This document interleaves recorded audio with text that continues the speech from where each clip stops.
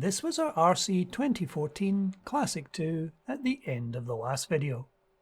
In order to communicate with the computer, I have added an FTDI cable on the serial I/O module, matching the colours on the cable wires to the legend on the board.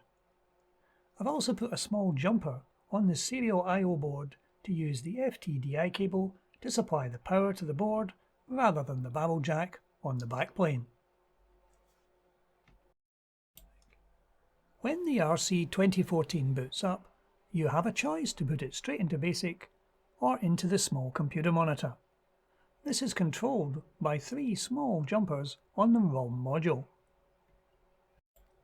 I've currently got this set up to boot into the small computer monitor. To power up, we merely need to plug the FTDI USB cable into our computer. As you plug this in, you will now see that we have a power LED illuminated.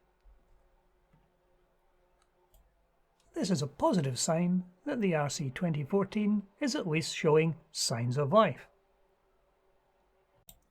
Next, we need to run a communications application on our computer.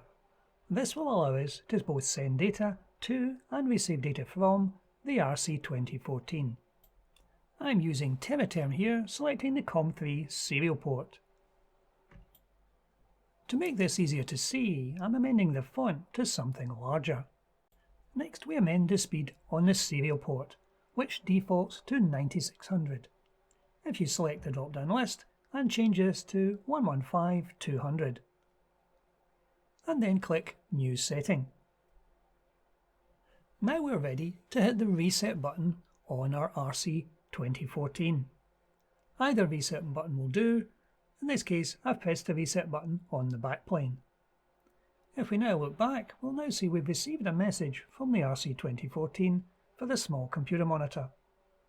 We've now successfully run a program on our RC 2014. We can now use this monitor to monitor information from the computer. If we do a memory display, we can see the contents of a block of memory. I've covered the programming of RC 2014s in a previous video, using the small computer monitor and web utilities. I'll put a link in the description below for this video. Now we should try out the BASIC language. To do this, we will need to power down the RC 2014 and remove the 3 links from the ROM module before powering up again. Removing the links while the ROM module is in the backplane can be fiddly, and may be easier done by removing the module itself. Now that the links are out, we can plug the USB cable back in and click the reset button once again.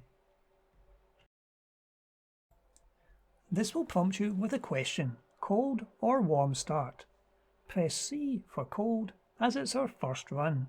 Warm start can be used later to retain the BASIC program you have created. When it asks memory top, just press the enter button. We are now in Microsoft BASIC and we can start coding an application.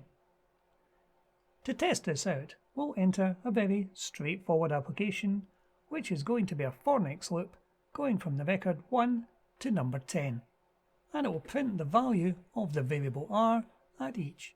We can list our keyed program and we can then run the application. And it shows 1 to 10 quite happily. So we now have an RC 2014 Classic 2 that will both allow you to run programs in BASIC and also to use the small computer monitor. In our next video, we will look to see what additional modules we can add to this system to enhance it further.